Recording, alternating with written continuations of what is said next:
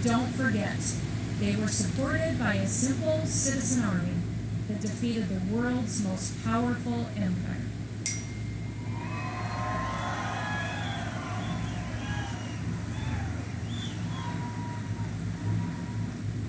Against all odds and incredible struggle, we can find examples of perseverance, dedication, and commitment to certain fundamental truths. These men did not stage a revolt against the Kingdom of Great Britain for personal gain or for personal power. They did it because they knew they had to, in order to defend their rights to live, work, and worship as they saw fit. Following the British defeat, we could have had a king, but instead, we had a man who walked away from his position as commander-in-chief, and then he also walked away from the presidency. These examples, like so many others, rarely make the cut when looking back on their lives, but they undoubtedly serve as an illustration of all that Americans should emulate. Now, towards this effort, the signers of the Declaration of Independence pledged their lives and their sacred honor. The Declaration is arguably one of the most important statements of purpose ever written. Not just because it serves as a justification for our independence to the entire world, but also because it has led to our prosperity and inspired many other nations and peoples to seek freedom. These words are not remembered nearly enough today.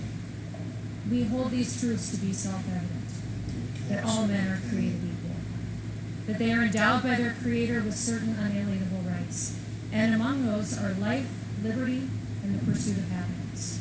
That to secure these rights, governments are instituted among men, deriving their just powers from the consent of the governed. Let us never forget, especially today, that our government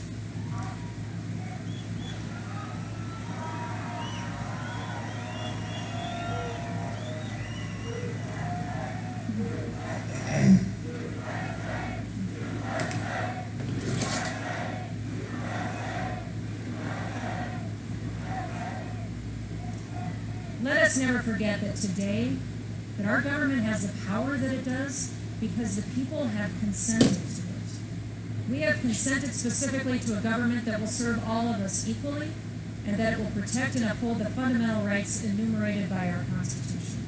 It is our duty to renew our commitment to these ideals and to pass them on to those who come after us. These ideals cannot be dismissed as the irrelevant opinions of flawed men. Our founders had their flaws, certainly, but to use those flaws to condemn their ideals is unjust and self-defeating. How many of us have lived up to our own ideals? Without the words, the ideals, and sacrifices of these few, the world would not have a ringing example of true freedom.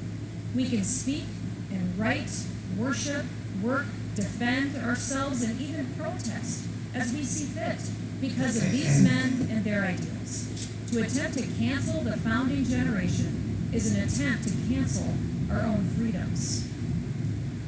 Now,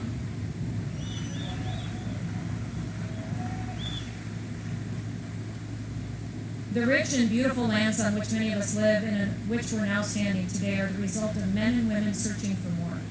At times, especially today, it seems like we're often paralyzed by the present and we're defeatist about the future. Our country was founded by dissidents and people seeking to make a better life for themselves and for their children. People all over the world continue to flock to America today. The simple reason is that it is our commitment to the ideals that were laid out by our forefathers. The struggle to maintain the Union was about the proposition that America must live up to the principles articulated in the Declaration. This bitch is so hot, she must have been working out for the past 30 years of her fucking life. She is so gorgeous. Her body is unreal. Her dress is unreal. Her earrings are unreal. And she's talking about all this bullshit about the people that fucking picked up guns and started killing British soldiers and telling the king to go fuck himself. It's so fucking stupid. She's just so hot.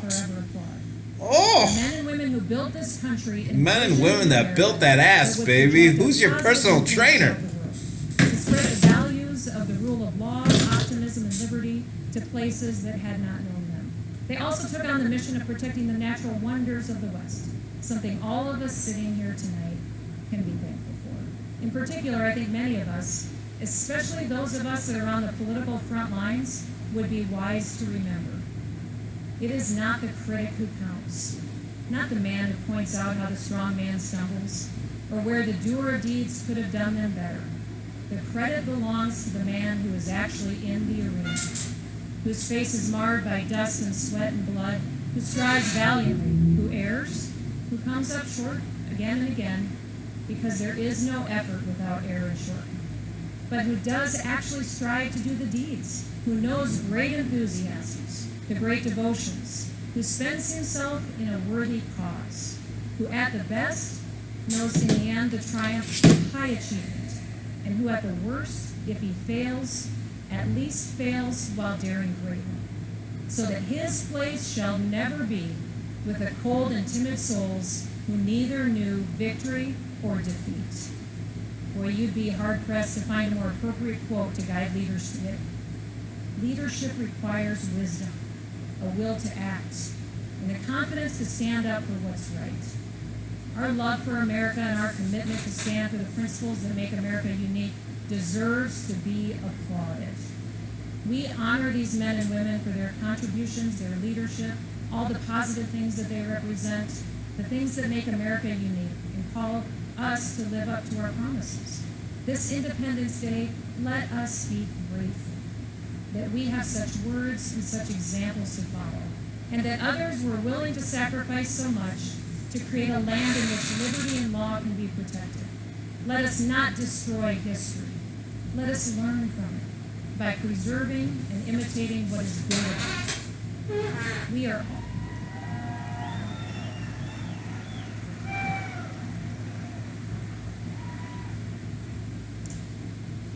all committed to a country where any person, regardless of their standing at birth, can make anything of themselves. This applied to me. I was just a farm kid. Now I'm the first female governor of South Dakota.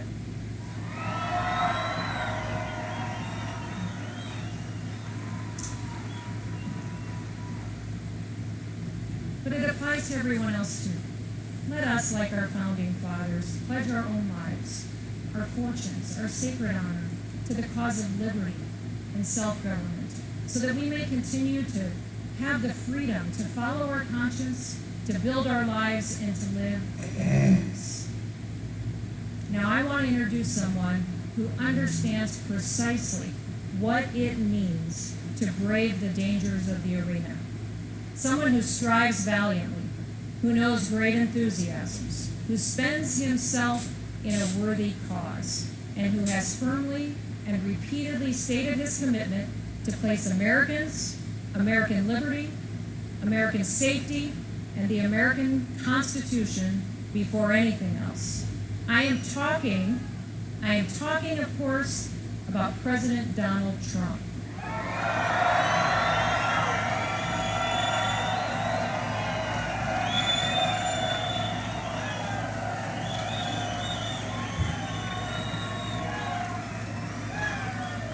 Mr. President,